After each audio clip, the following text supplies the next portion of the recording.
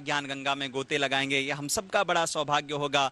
इस स्थान जो अपने आप में मंदिर है, इस स्थान के बारे में, मिथिला कुंज के बारे में कुछ भी कहना आप यकीन मानिए सूर्य को दीपक दिखाने की तरह होगा, क्योंकि यह स्थान जहां पिछले 29 वर्षों से निरंतर 24 घंटे अखंड युगल नाम संकीर्तन चल रहा है। जब भी आप कभी वृंदावन आए, आप या अटल वन, ये अटल्ला चुंगी से जब आप परिक्रमा स्टार्ट करेंगे तो मैं आपसे रिक्वेस्ट करूंगा आप जरूर इस स्थान पे आए, आप यहां दर्शन करें। यह स्थान जहां आप इस पूरे स्थान प्रांगण में आप कहीं पर भी अगर आप जाकर के अगर आप थोड़ा सा भी कान लगा के अगर आप श्रवण करने की अगर आप इच्छा रखें या कोशिश करें तो मैं आपको विश्वास के साथ कह सकता हूं कि आपको हर जगह श्री श्री राधा नाम युगल नाम संकीर्तन श्रवण करने का पुण्य फल मिलेगा और ऐसा लगेगा मानो हर जगह से युगल नाम संकीर्तन चल रहा है।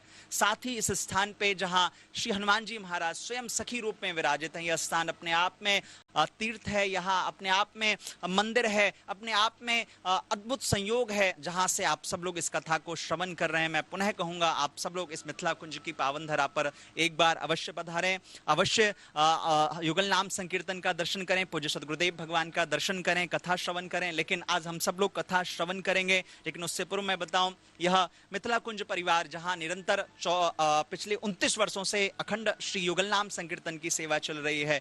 कहते हैं देखिए कलयुग में संकीर्तन की बहुत बड़ी महिमा है। जितनी महिमा पूज्य महाराज जी ने, वैष्णवों ने, साधकों ने संकीर्तन की महिमा गाई है, इतनी शायद कथा की भी नहीं गाई है। कहते हैं नाम संकीर्तनम यस्य सर्व पाप प्रणाशनम प्रणामो दुख समनस्तम नमामि हरिम परम।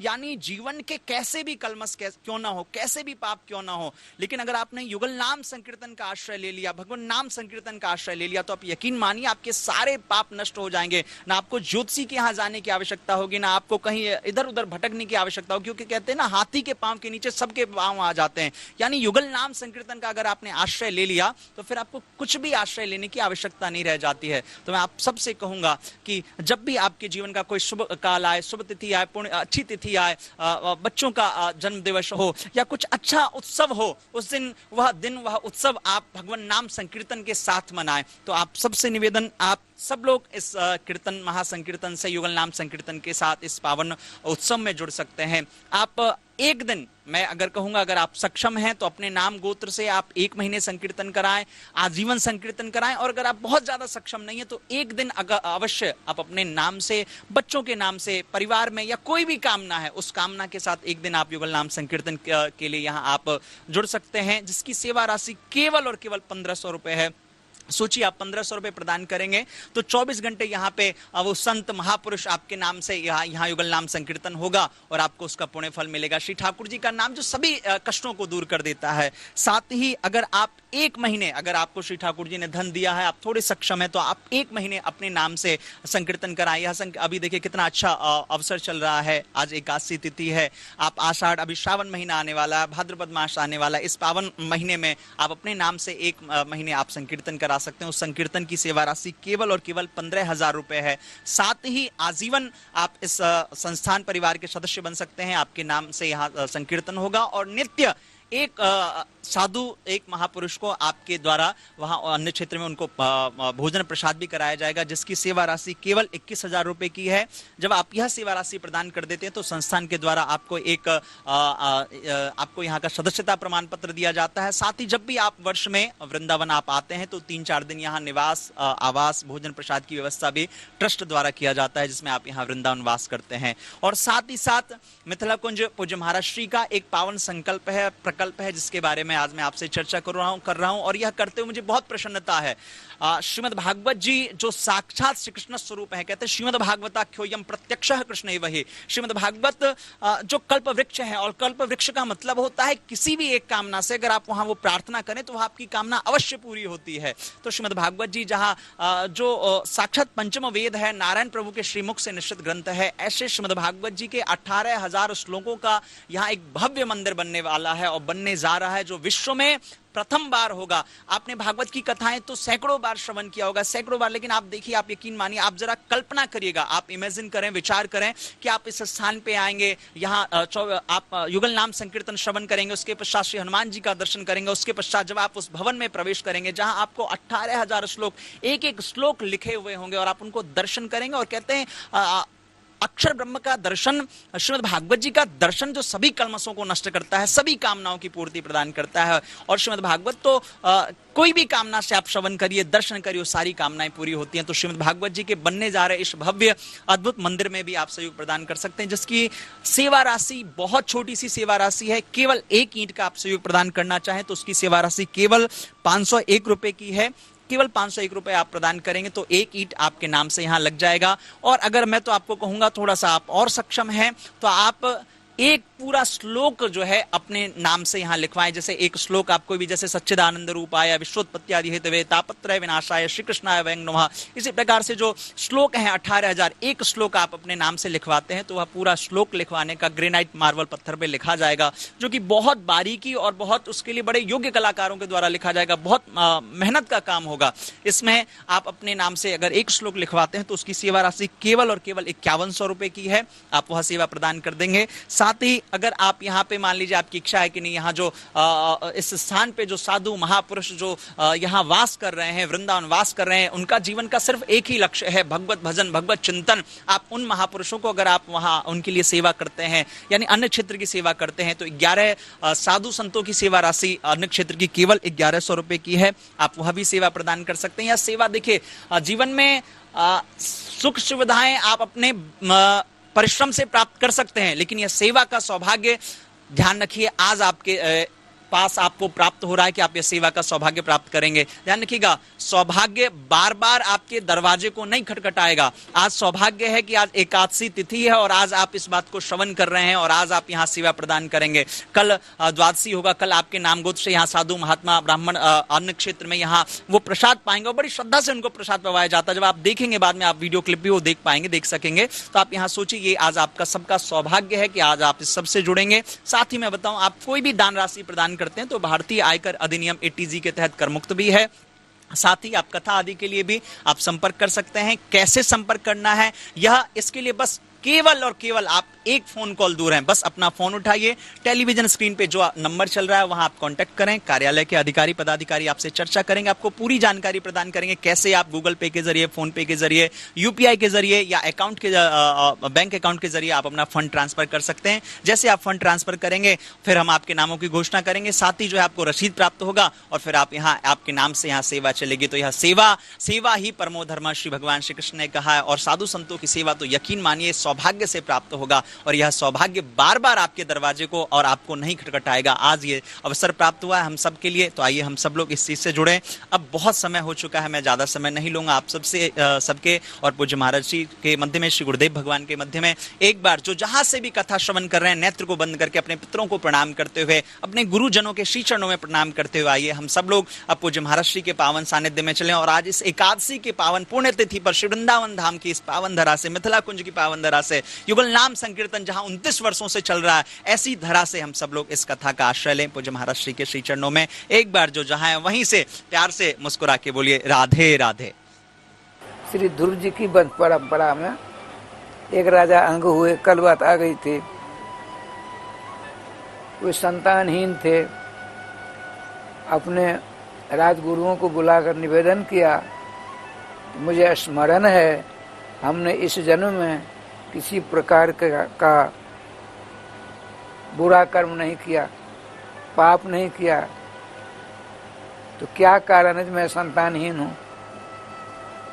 तो राजगुरु ने कहा ध्यान योग के द्वारा, इस जन्म आप चकाचक हो, पिछले जन्म के दोष के कारण आप संतानहीन हो।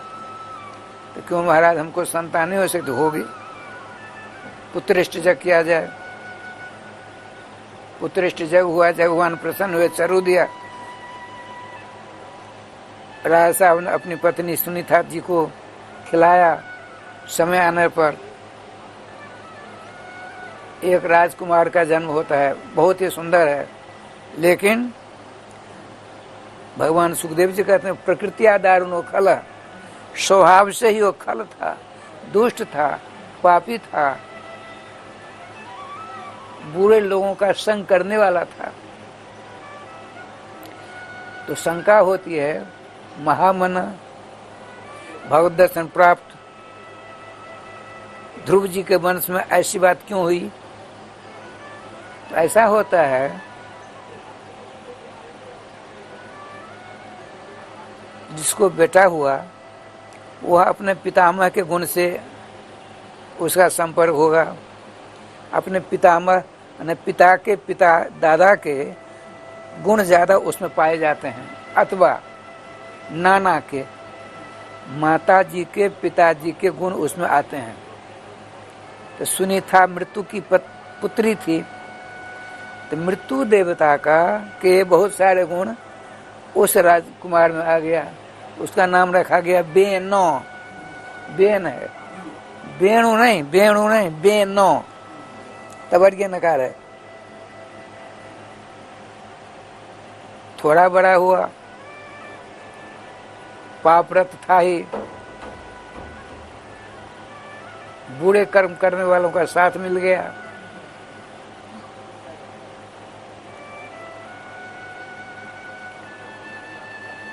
उसकी प्रजाओं में से राजा बहुत, उनका नाम था अंग, साक्षात सत्वगुण के अवतार माने जाते थे।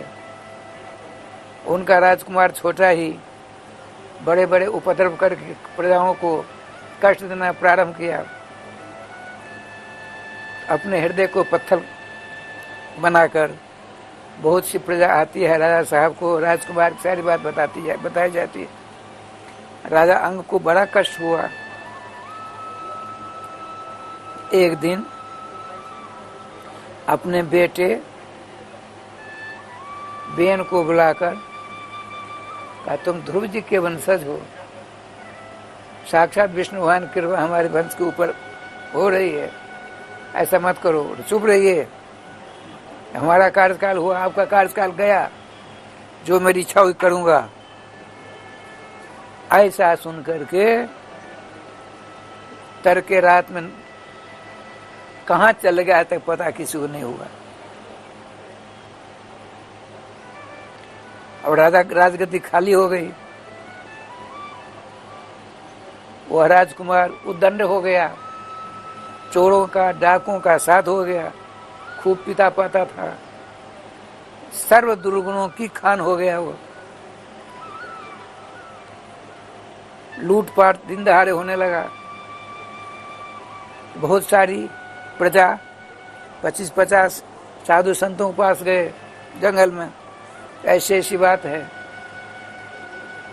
बिना राजा की राजगद्दी सारे चोर चहार दिन दहाड़े लूटपाट करते चले जा रहे हैं। तो 25-50 महात्मा देखिए, पहले महात्मा के विचार से ही सारी व्यवस्था होती थी। माता सुनीता जी के पास सब महात्मा आए, माता जी ने सबों को प्रणाम किया। आपने कहा, माता जी राज साहब का तो पता नहीं है, यदि आपका आदेश हो तो आपका बेटा जो बेन राजकुमार है उसको राजगद्दी दे दी जाए। उनको बोला, मैं नहीं कहूँगी, बड़ा उच्छृंखल है, दुष्ट है, इसी की दुष्टता के कारण से इसके पिताजी चले गए। इसलिए आप स्वयं सोच बूझ करके समझ करके काम करिए। आप जो कहेंगे मैं सहमत करूँगी, मैं राजी रहूँगी। तो राजा ब्राह्मण महात्माओं ने सोचा इसके मस्तक पर से बदन पड़ जाएगा राज का, तो हो सकता है थोड़ा सुधर जाए, अनुमान कर किया जाता है। तो सबों को बुला करके उसको राज तिलक दे दिया गया। अब राजगद्दी जो खाली थी उस पर कौन बैठ गया? चोरों का, लुटेरों का सरदार बैठ गया, राजकुमार। किसी को ग्रह लग गया, ग्रह घर्षित, और उसमें वायु की का विकार हो गया, ताप उस पर, उसमें यदि बिच्छी काट लिया बीच, और उसको शराब पिला दीजिए, क्या स्थिति होगी? ये तो बंदर स्वतः चंचल है, उसको 250 ग्राम शराब पिला दीजिए, मदिरा पिला दीजिए, फिर क्या करेगा? तहलका मचाएगा। वही स्थिति हो गई। उसने राजगद्दी प्राप्त की, महात्मा सो गए। उसने प्रथम घोषणा क्या घोषणा कराई? मेरे पूरे राज्य में न जस्तव्यम न होतव्यम न दातव्यम दुधा क्वचित, न हवन किया जाए, न दान किया जाए, न ब्राह्मणों को भोजन आदि दिया जाए। यदि कोई ऐसा करेगा उसको प्राण दंड दिया जाएगा, मार दिया जाएगा।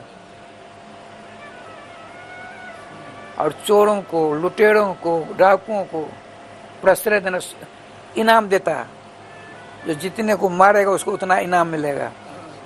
जैसे आजकल आतंकवादी मुसलमानों ने 1000 यदि हिंदू को मुसलमान बनाएगा उसको 1 करोड़ रुपया दिया जाएगा। वो पकड़े गए बहुत। अच्छा चलिए, विषय दूसरा है। अब तो दिन दहाड़े बेरोक टोक किसी का कपड़ा छीन, किसी बहू बेटी की इज्जत बर्बाद कर देना। बढ़िया गैया है छीन कर ले जाते चोर। अब कि कहाँ जाए गुहार लगाने के लिए, कौन सुनवाई करेगा? तो राजा स्वयं महाडकैत है। फिर बहुत सी प्रजा जाती है महात्माओं के पास। भगवान, बिना राजा से परेशान थे हम, और राजा हुआ तो और ज़्यादा परेशान हो गए, कृपा करके उपाय करिए। ठीक है। महात्मा बड़े दयालु होते हैं। वो 25-50 फिर आकर के राजगद्दी पर बैठा था राजा। इससे पहले राजा महात्मा को देख तुरंत गद्दी से नीचे उतर जाते थे। भगवान श्री के द्वारका में गद्दी पर रहते, वेदव्यास परात नारद आदि मुनि जो जाते थे, गद्दी से नीचे उतरकर उनको सिंहासन बिठाकर चरण धोते, आरती उतारते, सारी व्यवस्था करते, स्वयं श्री कृष्ण। ये परंपरा है। लेकिन दुष्ट ने कुछ नहीं देखा। महात्मा ने कहा, अच्छा इसका टेम्परेचर बहुत ज्यादा बढ़ गया है। फिर भी बड़ी नम्रता के साथ महात्माओं ने कहा, ये राजाओं में श्रेष्ठ है, निर्वर्ज निवेदत्व, हे राजाओं में श्रेष्ठ, हम आपसे कुछ निवेदन करने आए हैं। अच्छा देखिए, राजा को धार्मिक होना चाहिए। आपने गति प्राप्त करते ही राजकीय आदेश घोषित करा दिया है, न हवन हो, न तर्पण हो, न मार्जन हो, न ब्राह्मण भजन हो, न दान हो। धर्म कार्य बंद हो गया है, इसलिए बारिश नहीं होती, अकाल हो गया।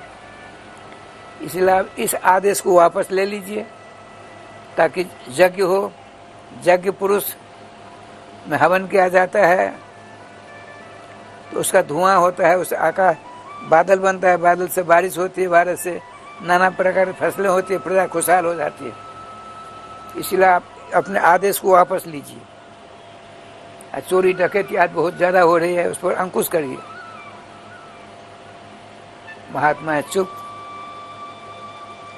अब वो कहता है, यहाँ तो बात हो गई थी कल। राजा बेन ने कहा, बालिसा बद्जुएम हो, तुम लोग निरे मूर्ख हो। जैसे एक स्त्री अपने पति को छोड़ करके पर पुरुष के साथ व्यभिचार करती है, उसी प्रकार तुम्हारी स्थिति है। अरे नराम नाम च नराधिपम, हम राजा हैं।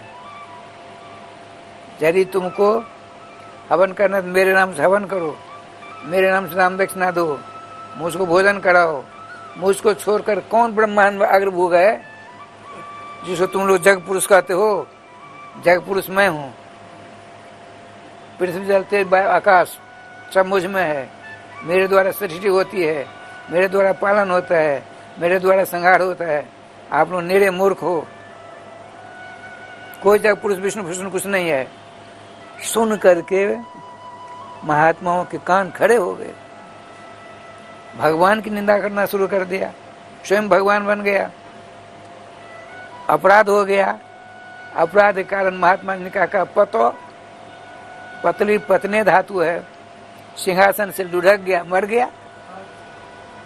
महात्मा नहीं पड़ा, उसके पाप ने उसको मार डाला। अति संघर्षण करे जो कोई, अनल प्रगट चंदन ते होई अति सर्वत्र वर्जित है। महात्मा चले गए। प्रधानमंत्री, वैद्यराज, राजवैद्य, राजगुरु और माता जी सबों ने मिलकर के एक नौका बनाकर उसमें तेल देकर जड़ी बूटी देकर उसकी लाश को उसमें रख दिया गया सुरक्षित।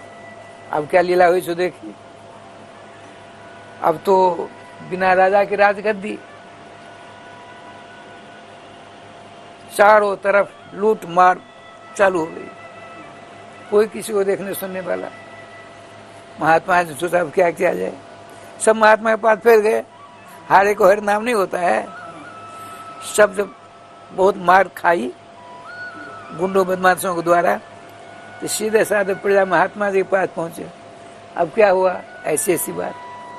अच्छा, एक बार हम प्यार से और करते हैं। एक बार महात्माओं की टोली आई।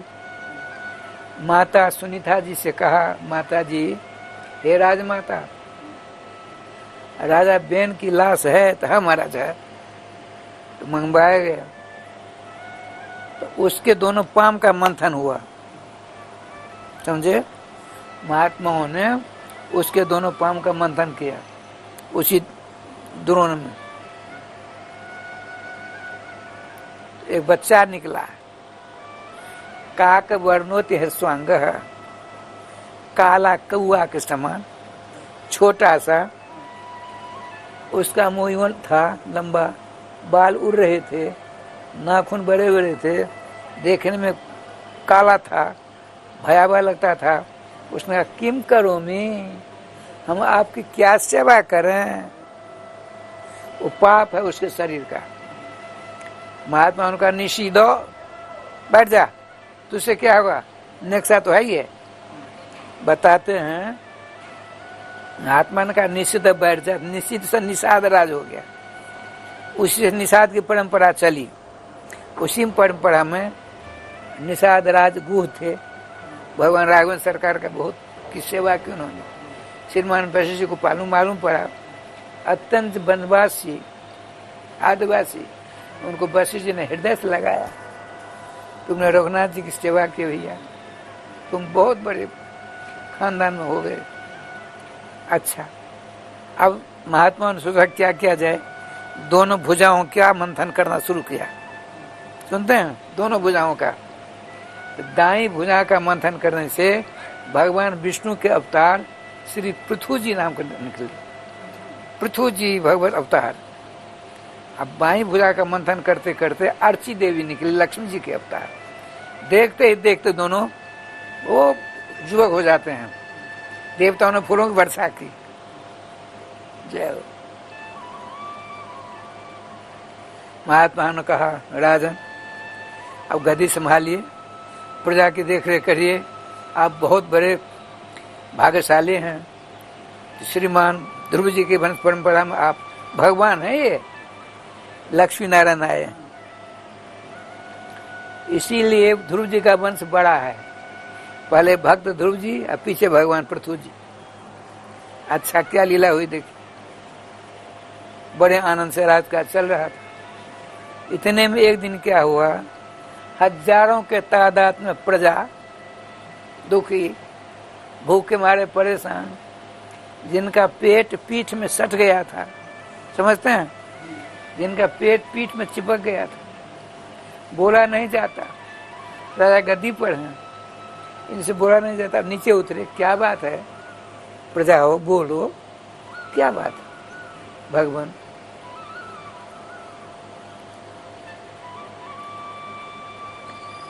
हमारे पास कुछ नहीं है, जो था बीज के रूप में हमने भूमि में डाला, बारिश होती नहीं है।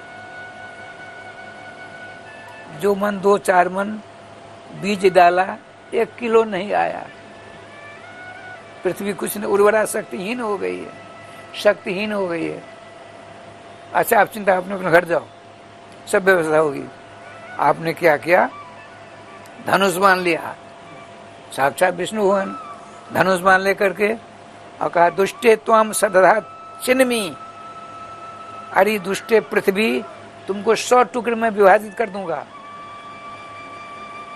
धनुष बाण लेकर चक्कर काटते हैं, वो भागी जाती है, समस्त लोकांतरों को चक्कर काटती है गौरू धारण करके। अंत तो गत्वा, कहीं किसी ने सहारा नहीं दिया ब्रह्मा विष्णु शंकर आदि को ने, तब राजा पृथ्वी जी के चरणों पर आकर गिरे। पृथ्वी देवी क्या भगवान आप मुझको मार डालोगे, 100 टुकड़े में विभाजित कर डालोगे, फिर अपनी प्रजा को कहाँ रखोगे? तो श्रीमान पृथ्वी जी ने कहा मैं अपने संकल्प से, अपनी योग्यता से नई पृथ्वी बनाऊंगा, उस सारी प्रजा को रखूंगा, पर तुम्हारी अब खैर नहीं है, तूने मेरी प्रजा को बहुत कष्ट दिया है। भगवान मेरा दोष नहीं है। तो क्या तेरा दोष नहीं तो मेरा दोष है ना, आपका दोष न मेरा दोष। तो दोषी कौन? आपके पिताश्री, उन्होंने गद्दी प्राप्त कर दी, घोषणा कर दी थी, न द्रष्टव्यम न होतव्यम न दातव्यम द्वया क्वचित। बिना जग के धुआं से बादल बनते नहीं, बादल नहीं बनेंगे तो बारिश होगी नहीं, बारिश नहीं होगी तो मुझ में शक्ति नहीं आएगी, लोग बोएंगे कुछ नहीं हमसे होगा, उर्वरा शक्तिहीन हो गई हैं। आप देखिए कहीं पहाड़ के समान ऊंची जगह है और कहीं समुद्र के समान खाड़ी है, नीची है, अब वर्षा हुई तो कहाँ रुकेगी?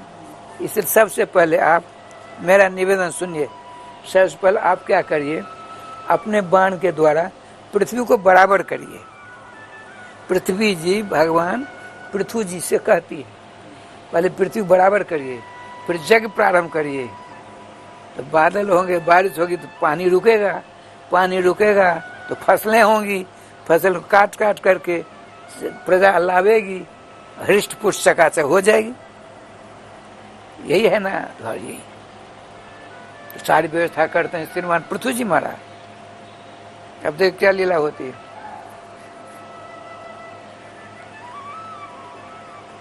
पृथ्वी समतल हो गई, बराबर उभर खाबर थी, बराबर हो गई। अब जग करना चाहते हैं।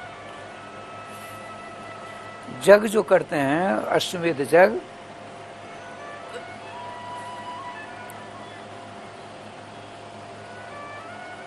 इंद्र ने क्या किया, उसने सोचा कहीं राजा पृथ्वी का जग संपन्न हो गया तो मेरा इंद्र पद छीन लेगा, तो जग ही नहीं होने दो। क्या किया उसने, घोड़े को चुरा लिया। देवताओं के राजा इंद्र भयंकर चोर, जिससे राजा ही चोर, उसकी प्रजा से क्या लाभ। इसलिए सावधान, सबके सब देव बढ़ने भगवान राम कृष्ण के मंगल में नाम को अपने गले का हार बनावें, उनके दर्शन परसन लीला आदि की सारी व्यवस्था करिए, और इधर उधर मकर चक्कर मकर मत करिए। यदि आपको वास्तविकतया मोक्ष को प्राप्त करना है, आवागमन के चक्कर से छुटकारा प्राप्त करना है, एकमात्र भगवान राम कृष्ण के मंगल में नाम को अपने गले का हार बना लीजिए, चकाचक राधे राधे हो जाएंगे। नहीं तो फकाफक होने से कोई नहीं रोक सकता है। बोल कन्हैया लाल की जय। अब लीलाधारी लीला देखिए।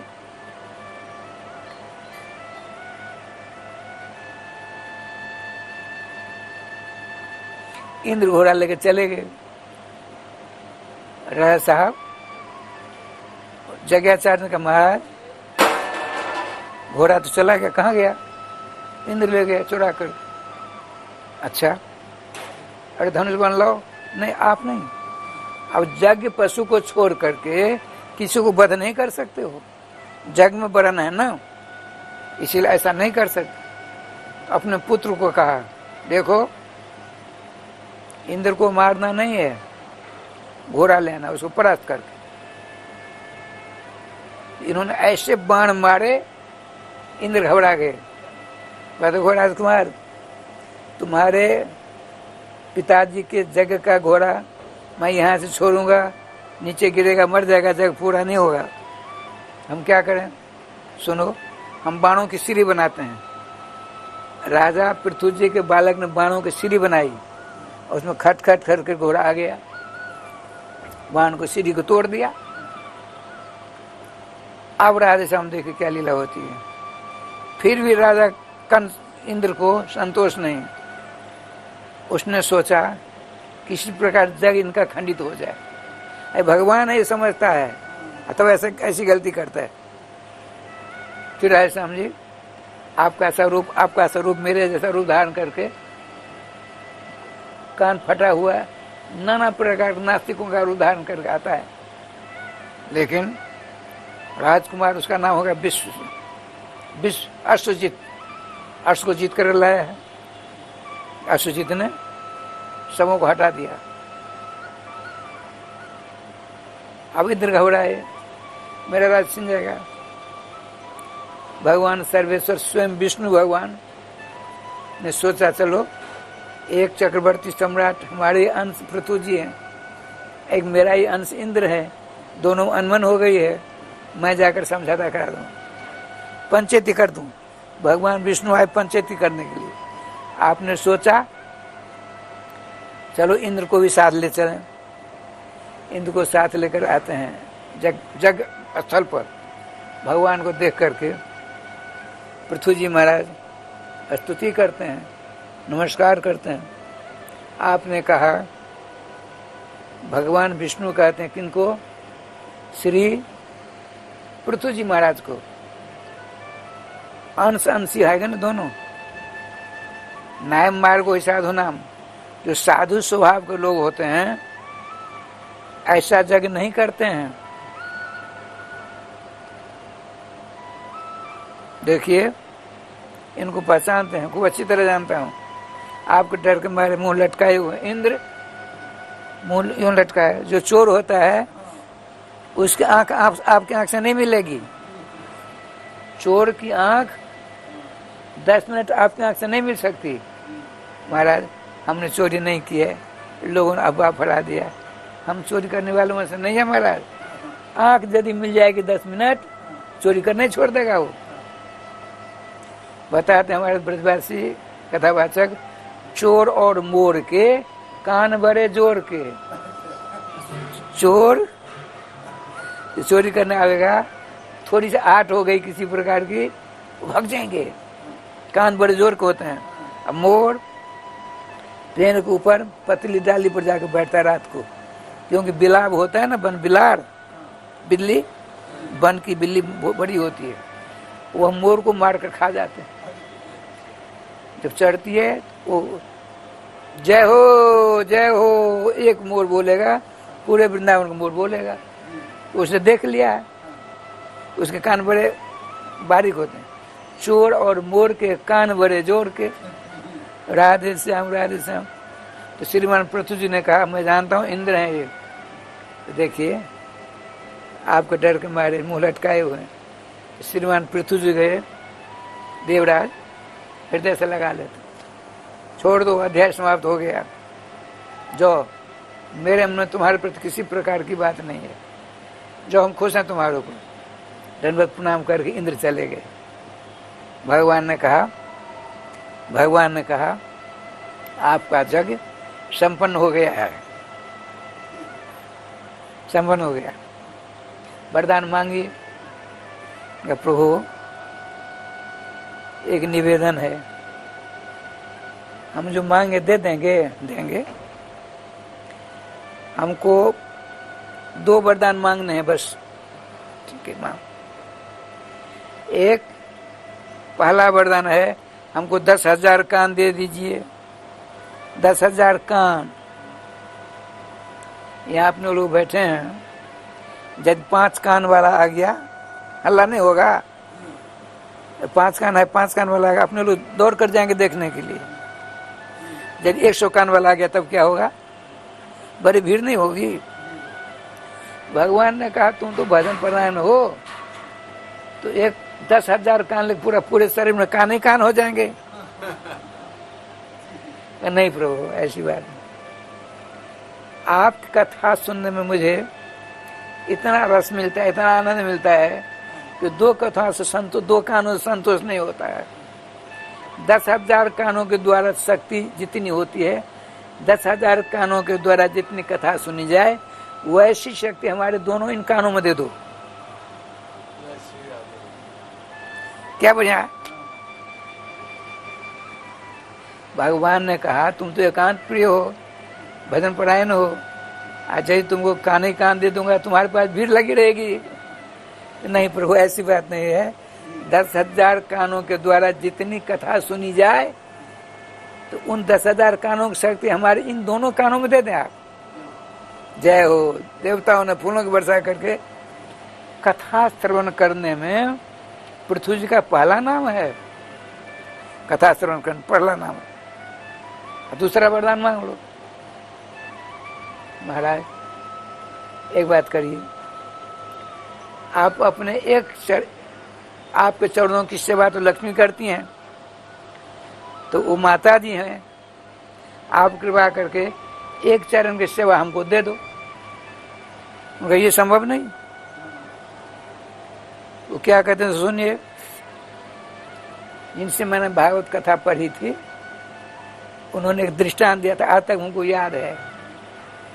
श्री अयोध्या जी में एक अवध किशोर दास जी नाम के, कौशल किशोर दास, श्री कौशल किशोर दास जी नाम के महात्मा थे अयोध्या जी में, सुनते हैं, सिद्ध संत थे, सिद्ध संत।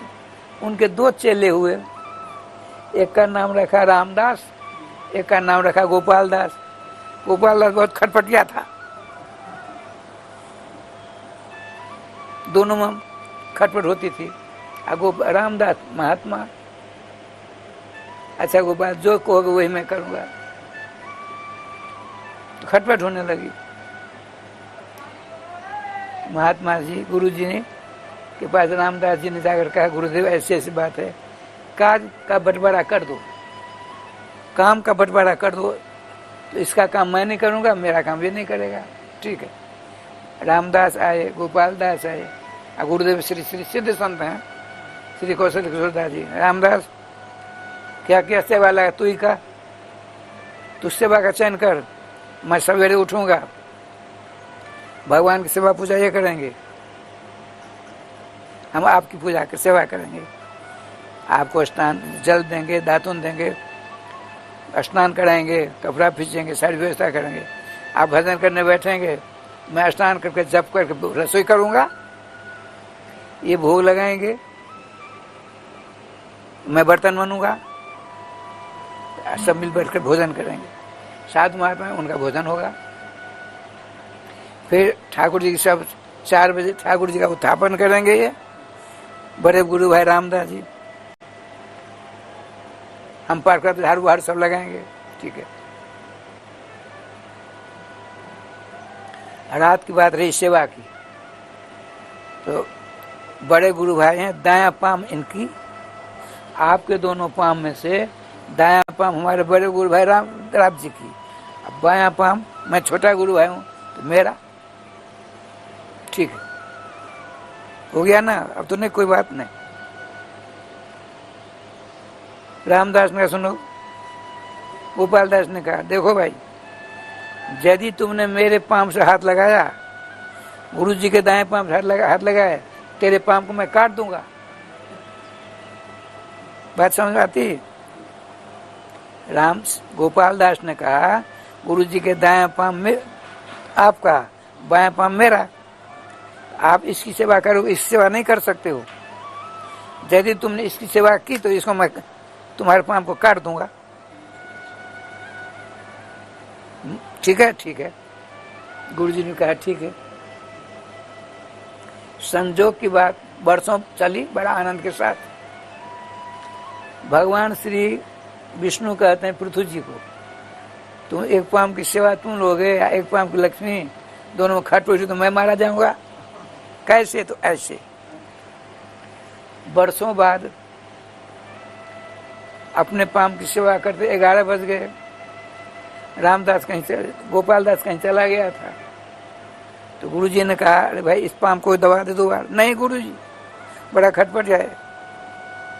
यदि उसके पाम को मैंने, आपके बाएं पाम को मैंने सेवा, समझते हैं, सेवा करूंगा तो आकर मेरे पाम को काट डालेगा। हाँ, उसने कह दिया था पहले 2 पाम है तो दाया पाम रामदास, बाया पाम गोपाल दास। और यदि मेरे पाम को छुआ तो तेरे पाम काट दूंगा। कौन मरेगा? गुरु जी मार जाएंगे। ठाकुर जी का विधान क्या लीला होती है। गुरु जी ने बहुत आग्रह किया, भाई देख अब गोपाल दास गया, कब आएगा भगवान जाने। तुमने इसकी बड़ी सेवा की, बहुत देर हो गई, इसको तो हाथ मार दे, चला जा सोने के लिए। गुरु जी मैं नहीं छूऊंगा। अरे मैं कहता हूँ, मैं समझा लूंगा। अब गुरु जी के आदेश हुआ, गुरु आज्ञा करिए, गुरुदेव के आदेश का तो प्राण से पालन होना चाहिए।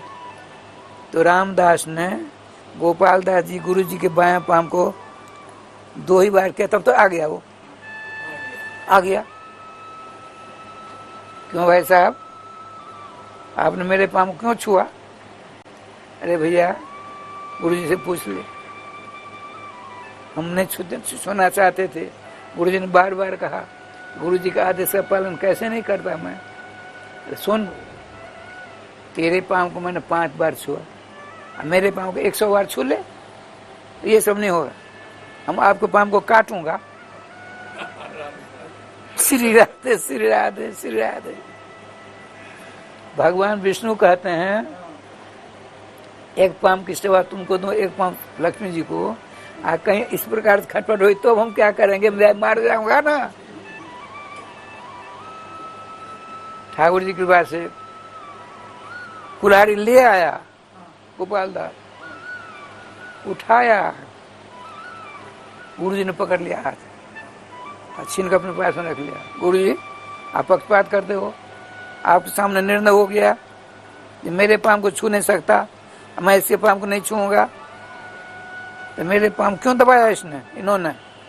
इसलिए इसके पाँव को मैं काटूंगा। पहले बात हो चुकी थी। उनका सुन, तुमको आने में देर हुई, मैंने इससे कहा इसको भी दबा दे 2 हाथ। मैं बताऊं? बताइए। तुम्हारे पाम को इसने 5 बार, तुम इसको 50 बार कर ले? नहीं गुरु जी, मैं तो अपनी बात मानूंगा, किसी बात नहीं मानूंगा। मैं तो इस पाम को काट कर फेंकूंगा। खड़े हुए गुरु जी, खबरदार, तुम दोनों में खटपट हुई तो मेरा पाम जाएगा। तू जानता नहीं है, ऐसा नहीं होने दूंगा। जैसे तैसे समझाया। श्रीमान भगवान विष्णु ने कहा श्री पृथ्वी जी महाराज को, हे पृथ्वीदेव, अब आप ही बताइए, वो कौशल क्रोधदास जी महाराज के 2 चेलों के चक्कर में फंस गए थे, कहीं महालक्ष्मी तो आप पृथ्वीदेव, एक पाम की बात चली, खटपट होगी तो मैं क्या करूंगा बताइए? नहीं प्रभु, ऐसी बात नहीं है, आप कंजूस हो। मातृ हृदय बड़ा दया से भरपूर होता है, वो कभी खटपट नहीं कर सकती। तो ऐसा कर, दोनों पाम की सेवा ले ले। नहीं, माता जी, तब तो माता जी भी आ गई। माता जी अर्ची देवी थी खड़ी। फिर और वरदान मांगो। अब नहीं मांगे, नहीं और मांगो। भगवान ने कहा, देखिए देने वाले, लेने वाला कहता हम और नहीं चाहिए, भगवान कहते हैं और लो, और मांगो।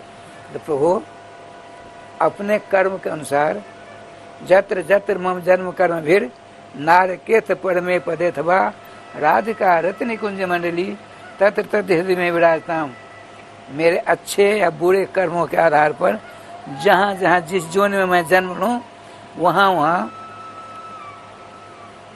जोल सरकार अपनी सखियों के साथ मेरे हृदय में विराजमान रहे।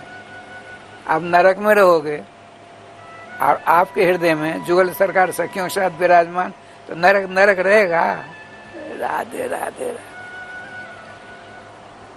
इस प्रकार से भगवान इंद्र को भी विदा कर देते हैं, तो आप भी चले जाते हैं। जिधर से गरुड़ पर बैठकर भगवान जा रहे हैं, जब तक गरुड़ दिखते हैं तब तक पृथ्वी जी हाथ जोड़ कर खड़े हैं। बाद में साष्टांग दंडवत करते हैं। वहीं उसी जगह में ऐसा यज्ञ हुआ न भूतो न भविष्यति, सारे भूमंडल की प्रजा चकाचक हो गई, समझ देवता प्रसन्न है, इंद्र पीछे प्रसन्न हो गए। अब आते हैं, देखिए भगवान के दर्शन से पवित्र होने के बाद भगवान के दर्शन, भक्त के दर्शन होते हैं। जब भारद्वाज मुनि के आश्रम पर भगवान राम गए, राम के दर्शन से पुतात्मा हो गए, पवित्र हो गए। अब बाद में श्री भरतलाल जी आते हैं तो कहते हैं राम दर्शन का फल आप हो। इसी प्रकार से यहाँ हो रही है। भागवत जी के सिद्धांत को रघुनाथ श्री गोस्वामी जी ने अपने रामायण में रखा है। लीलागत अलग है, सिद्धांत भागवत जी के लिए।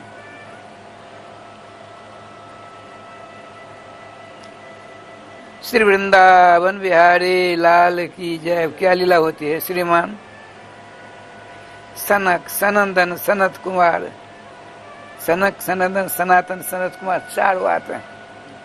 ओ सूर्य के समान प्रकाश।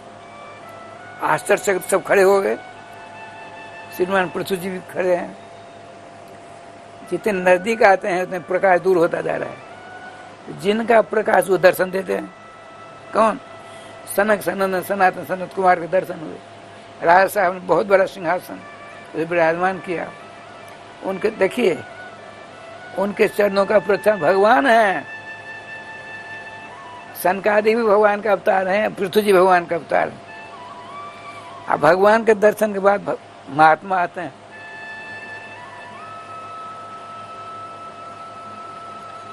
पृथ्वी जी चरणों का चरणामृत लिया। का भगवान आपका ही दिया हुआ मेरा वैभव है, हमने इसका भोग कर लिया है। बहुत वर्षों तक राज सुख प्रजा का पालन पोषण किया। ये राज झूठा हो गया। आपको क्या दूं समझ में नहीं आती। भगवान सारा राज अपना संभालो।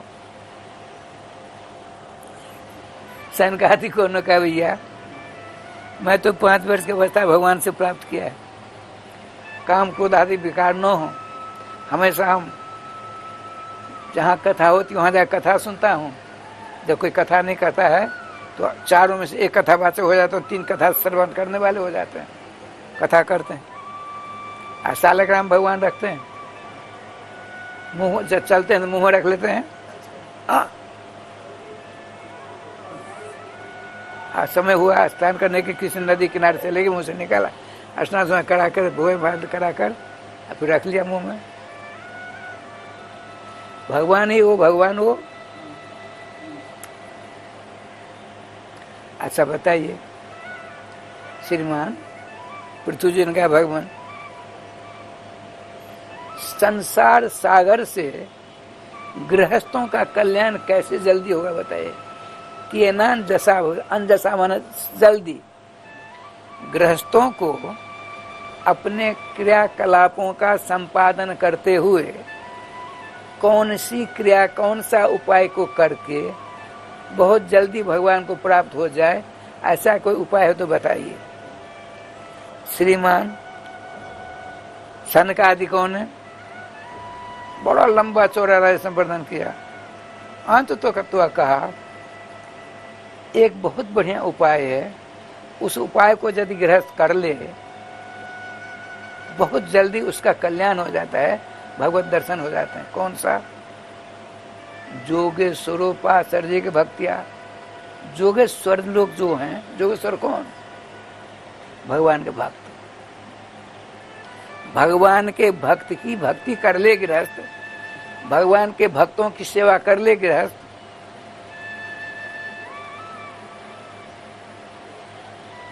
इससे सरल सुगम उपाय दूसरा है ही नहीं। किसी अवस्था में गृहस्थ है, यदि भगवान कोई भक्त आ जाता है, उसके चरणों की धूल में तो चरण धो ले, चरणामृत ले ले, यथाशक्ति भोजन भाजन करा दे, आदर के साथ, सत्कार के साथ। इस क्रिया से जितनी जल्दी कल्याण हो सकता है गृहस्थों का, उतनी जल्दी किसी दूसरे उपाय से नहीं होगा। ये नियम है।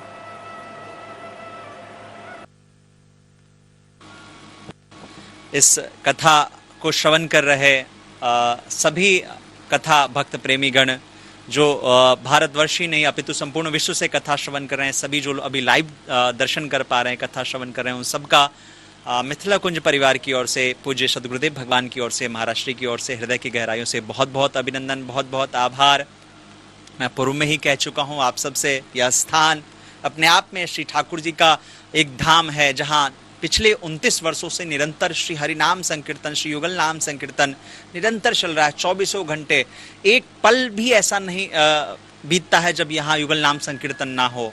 तो मैं तो आप सबसे निवेदन करूंगा कि आप जब भी वृंदावन पधारें, इस स्थान पे आएं, यहाँ दर्शन करें। इस पूरे प्रांगण में आप कहीं भी किसी भी कोने में जाएंगे और वहाँ आप श्रवण करेंगे, कान लगाएंगे उस भूमि से, उस स्थान से, दीवाल से, जहां पर भी अगर आपके अंदर विश्वास है, श्रद्धा है और श्री ठाकुर जी के प्रति प्रीति है, तो आप यकीन मानिए आपको हर जगह से केवल और केवल युगल नाम संकीर्तन ही श्रवण करने को मिलेगा। और आप वह जब श्रवण करेंगे तो आपके मन के जो अंतर मन के जो भी क्लेश हैं, जो भी पाप हैं, वो सब नष्ट होंगे। तो आप सबसे निवेदन, आप इस स्थान पे आएँ और इस मिथिला कुंज में पधार कर, कथा श्रवण कर, श्री हनुमान जी महाराज के दर्शन कर, पूज्य महाराष्ट्र के दर्शन कर अपने इस मानव जीवन को मंगलमय बनाएं।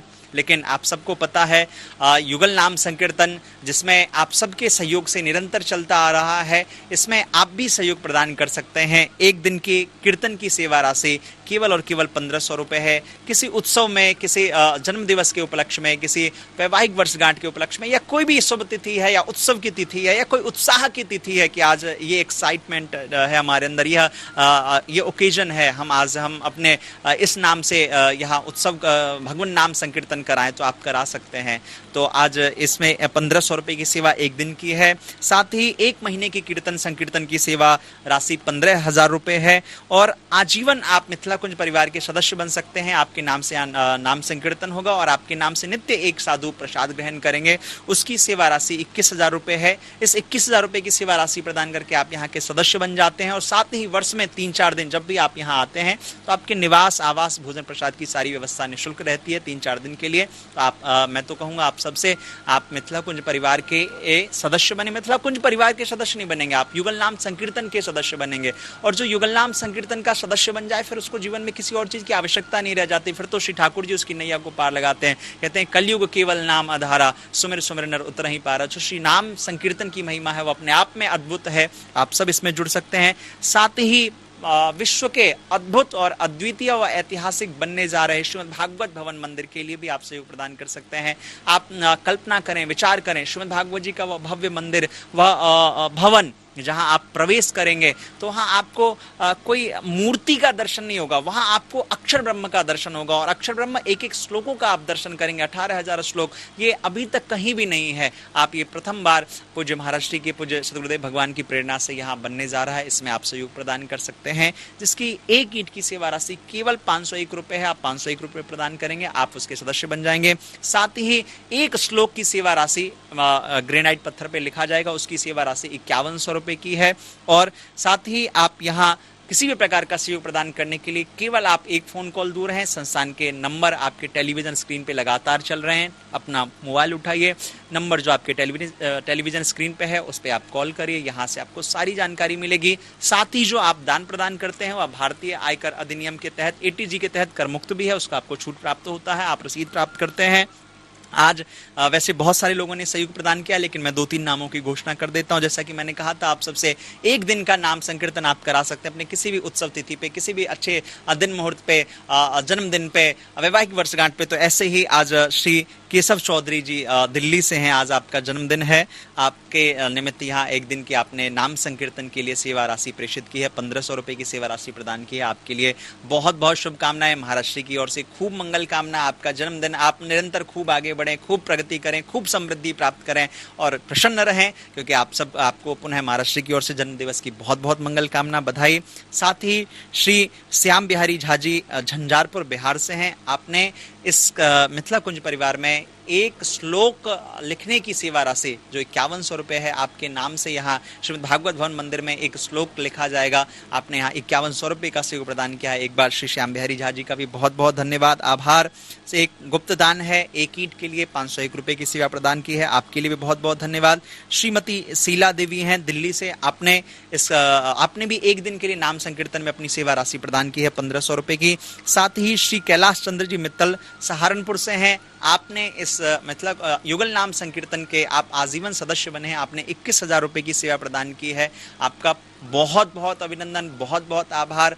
आपके नाम से यहाँ युगल नाम संकीर्तन तो होगा ही, साथ ही आपके नाम से नित्य एक ब्राह्मण, एक महात्मा, साधु महात्मा प्रसाद ग्रहण करेंगे, यह आपका सौभाग्य है। आप सबका बहुत बहुत आभार। और भी नाम है लेकिन इनके नामों की घोषणा मैं कल करूंगा, कल आप सबसे चर्चा करूंगा। जो लोग अभी भी श्रवण कर रहे हैं बस आप अपना फोन उठाएं और कॉल करें और अपना नाम आप यहाँ अंकित करवाएं ताकि आपके नामों की भी घोषणा हम सब करेंगे। अब इसी के साथ आज का कार्यक्रम यही वाणी को विश्राम। एक बार सब लोग प्यार से मुस्कुरा के बोलिए राधे राधे। हरे लाल की जय, गोविंद जय जय, गोपाल जय जय, गोविंद जय जय, गोपाल जय जय, श्री राधा रमण हरे गोविंद जय जय,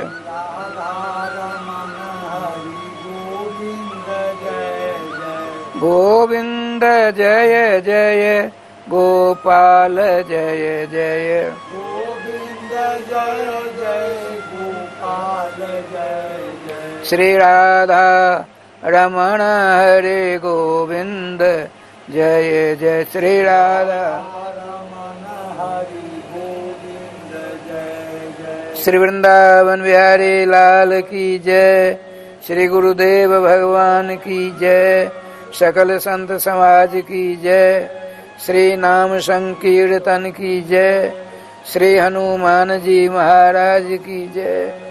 जय जय श्री राधे श्याम नाम महाराज की जय। जय जय श्री राधे श्याम नाम महाराज की जय।